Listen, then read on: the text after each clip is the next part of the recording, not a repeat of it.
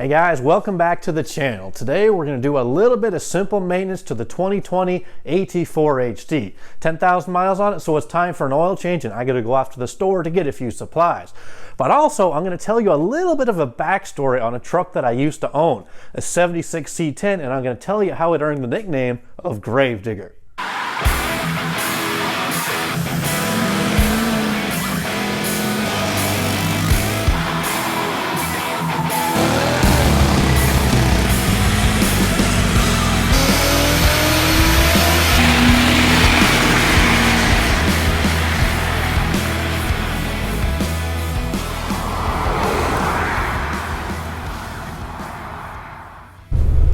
Today I'm gonna be doing some maintenance on the 2020 L5P, but the real reason we're here is I'm gonna tell you the story of my very first truck ever, a 1976 Chevy C10 that I bought when I was 13 years old.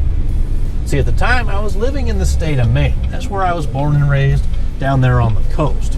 And my very first summer job was raking blueberry for the Scots. Now, all summer long I saved up $300 and I bought the truck.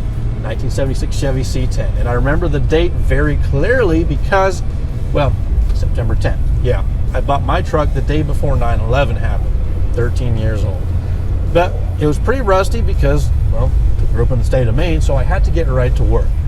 Anytime I had a birthday or anytime Christmas came around, I was either asking for cash or for sheet metal so I could fix up that old rusty truck. And it did take a couple of years, but by the time I was 15 and I had my permit, I had all the rust taken care of. It took 2 new doors, 2 new bedsides, 2 new fenders, a new hood, a new core support, rocker panels, cab corners, and even the cab floor. All of it had to be replaced. Yeah, it did take a while, but when I was done, I had a nice primered up C10, cool classic truck powered by a 250 straight 6.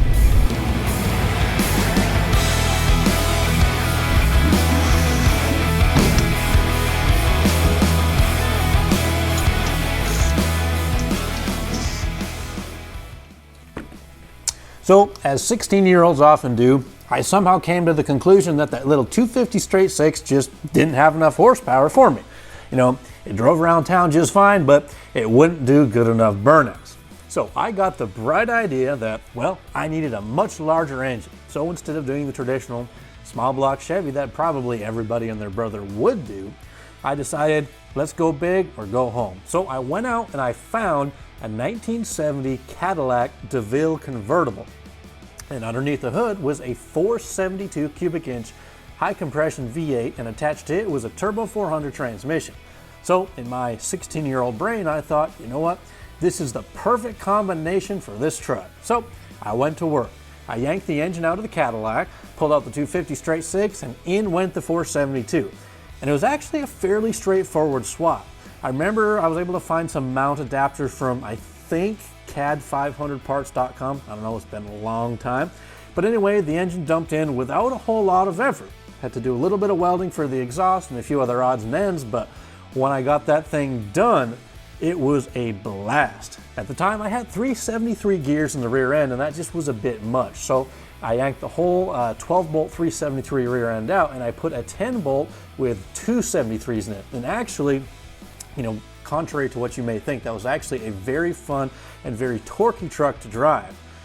And that torque would come back to bite me back in the butt a little bit later on.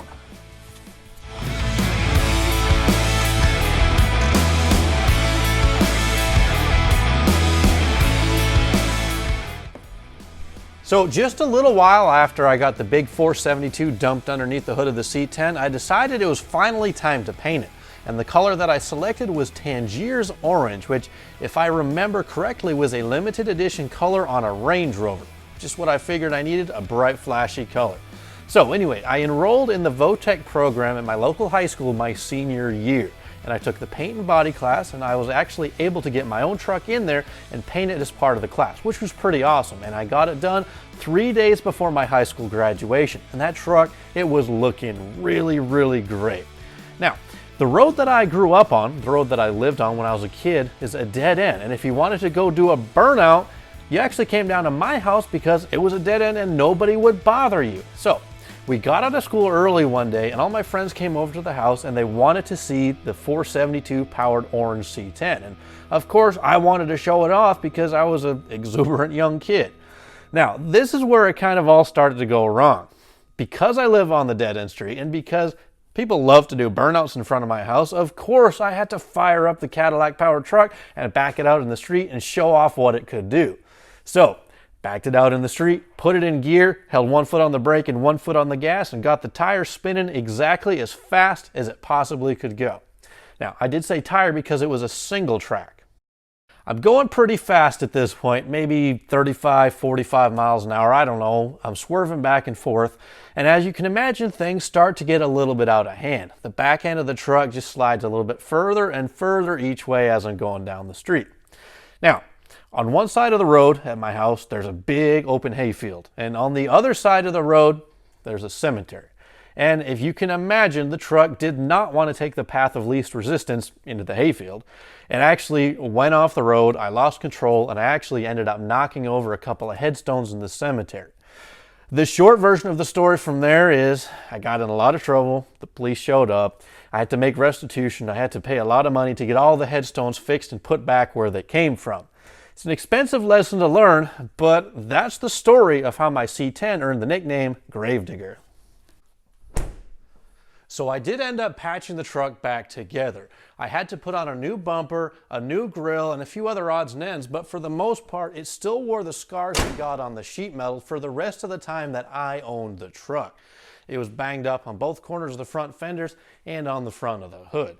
Now, I drove the truck for another couple summers after that in between coming back home for college, but it was never the same again. So I actually sold the truck, I think, my sophomore year of college, and I have no idea where it is today. People sometimes ask, well, do you ever wish you had the truck back? And honestly, no, because the truck was built when I was like 14 years old, and a lot of the sheet metal work wasn't done to the quality level that I would want it today. So I'd pretty much just have to start over. But anyway, that's the story of my first truck, a 76 C10, and maybe if you're watching this, you can learn a lesson and don't make the same mistakes that I made. Don't build yourself a gravedigger. All right, catch you next time, guys. Please subscribe, drop a comment. If you have any other questions or concerns or criticisms, I'd love to hear it. See you next time.